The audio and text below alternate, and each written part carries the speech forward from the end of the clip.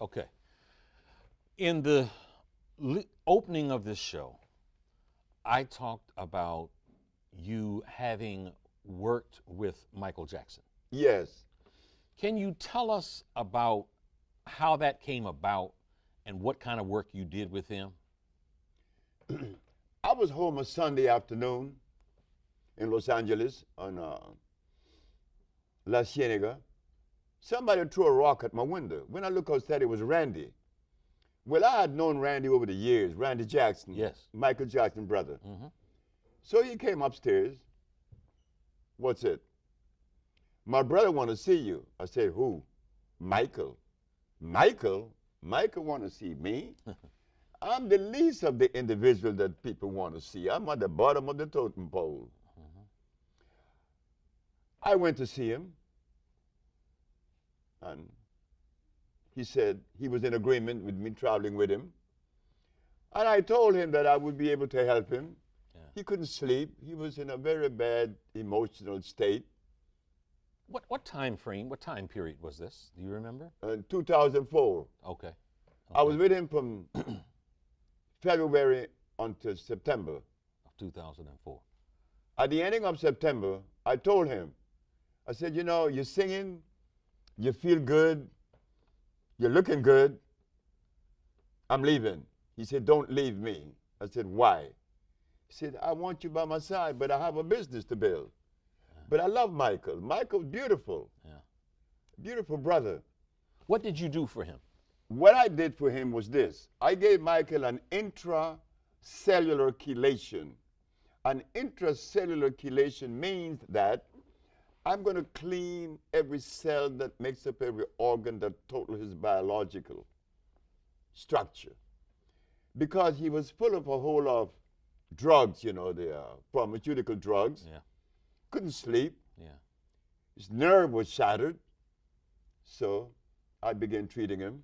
Yeah. And at the ending of the period, he was doing good, and I left. Yeah. Okay. So let's deal with this, because there might be some folks out there that are looking in here and they're saying, well, how did you learn to do these things? One, and I would say, and I think we have something that we'll end up showing on the screen here, regarding in 1979, I think it was, you were charged in New York City with practicing medicine without a license. You were ultimately charged, indicted, and taken before the New York Supreme Court. And I would advise my viewers who might be questioning your authenticity that you won that case. Now, so the charge was practicing medicine without a license and claiming that you had a remedy to cure AIDS, cancer, and diabetes. So the question is, how did you win that case against what some people say are the toughest prosecutors in the land? Well, it was 1987. 87, not 79, The 87. 10th of February. Okay. My mother knew they were coming. When I told my mama that I had cured my 13 AIDS patient, she said, they're gonna get you. They're gonna get you. So let me stop you there. You said I cured my 13 AIDS patients. Yeah. So you had 13 patients Yeah. who had AIDS. Yeah. And then you say cured. you cured them. Sure. Keep talking. So my mother said, they're gonna get you. I said, but Mom, why are they gonna get me? Because you must remember that you live in a society that support a certain philosophy and a certain system. You being the color that you are, black, and then you're going against the grain, they're gonna get you. So when I'm in my office on February the 10th, here come the detectives. You are charged with practicing medicine without a license, selling product not approved by the FDA, and claiming to cure AIDS and other diseases. I said, yes. Well, you are making a fraudulent claim. I asked the detective, how do you know that? Because you were advertising in newspapers. Of course. I advertised in the Village Voice, the Amsterdam News, and the New York Post. And you were telling people through your advertising that you can cure AIDS, sickle cell, lupus, herpes, blindness, diabetes, paralysis, and others. Okay, so they come knocking on the door and so knocked on my door and took me to jail. But the funny thing about it, I was happy. I was very, very extremely happy. When everybody in my office was crying, I was happy because my mama told me they were coming. And I knew that I had sufficient evidence to prove my position.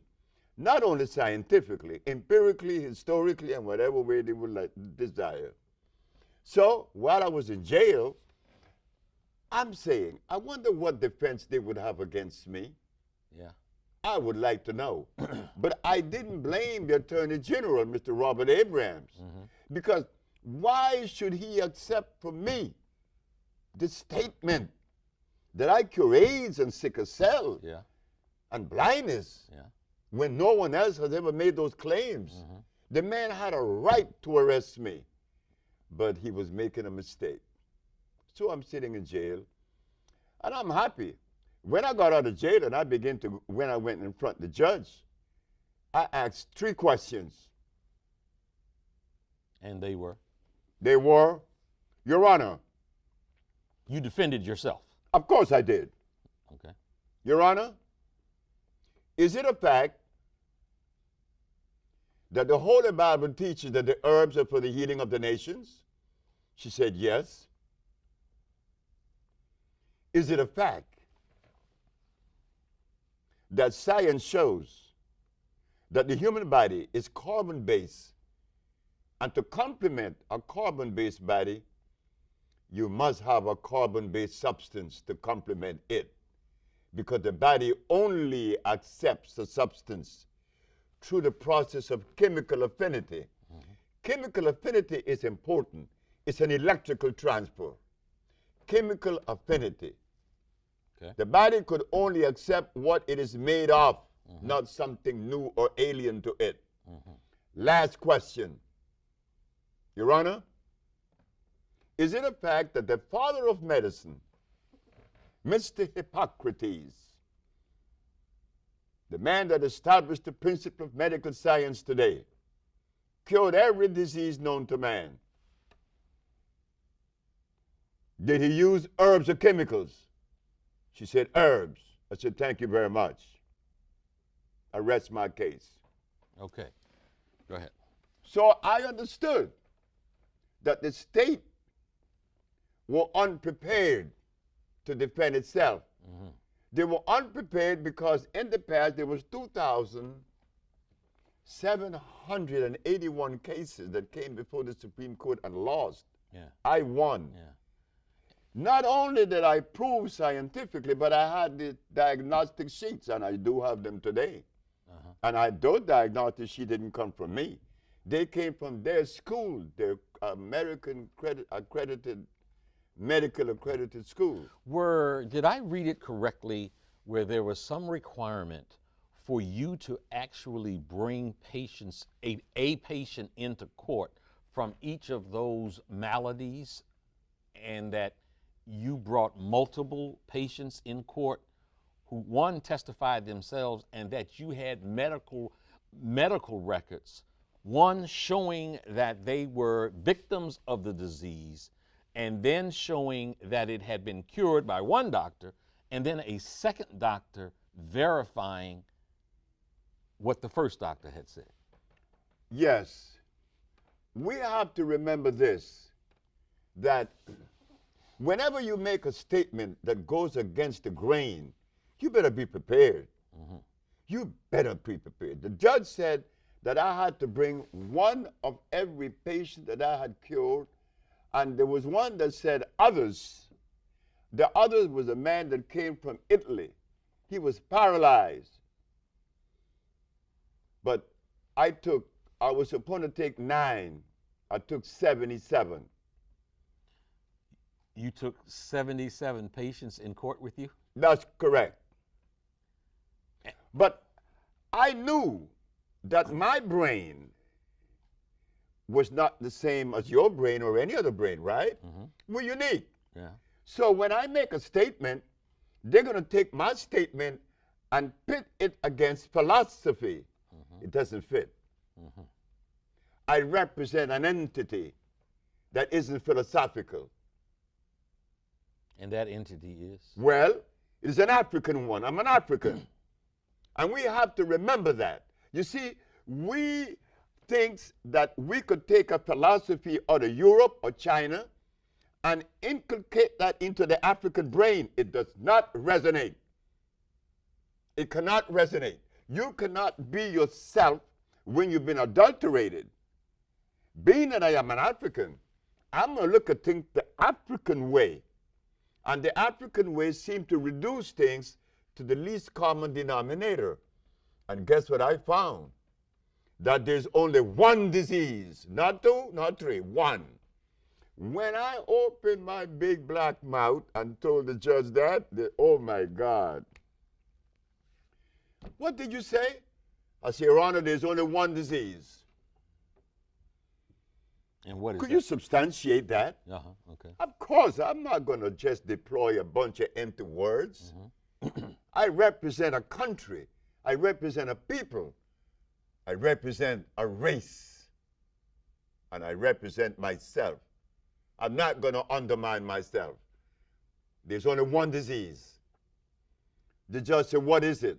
I said, you already know. She said, try me. It was a woman, Ann Thelman. I said, Your Honor, when someone has sinusitis, what is obstructing the nasal passage? She said, mucus. And when another has bronchitis, what is obstructing the bronchial tubes? She said, mucus. And when another has pneumonia, what's covering the cells of the lungs? She said, mucus. Dr. Victor Herbert, who is defending the state of New York, jumped up and said, what about AIDS? You and your one disease theory? I said, Your Honor, this doctor is saying that I believe in a theory. I am the last individual on earth that could believe in a theory. I do not lend myself to theories or philosophy. Either I know or I don't know. Okay. He's talking about theories. Yeah. You talking about the real deal. I'm talking about reality, not theories, not philosophy. So please share with this. So she said, and what about AIDS? Yeah. I said, well, he asked about what about AIDS? He want to know where the mucus. I said, Your Honor, have you been to an AIDS ward? She said, yes. I said, what is it that the AIDS spits up every 5 minutes? She said, mucus. Where is the mucus? It's in the skin, it's in the blood, and the lymphatic system that makes up the immunological system. That is where you find the mucus, Mr. Victor Herbert.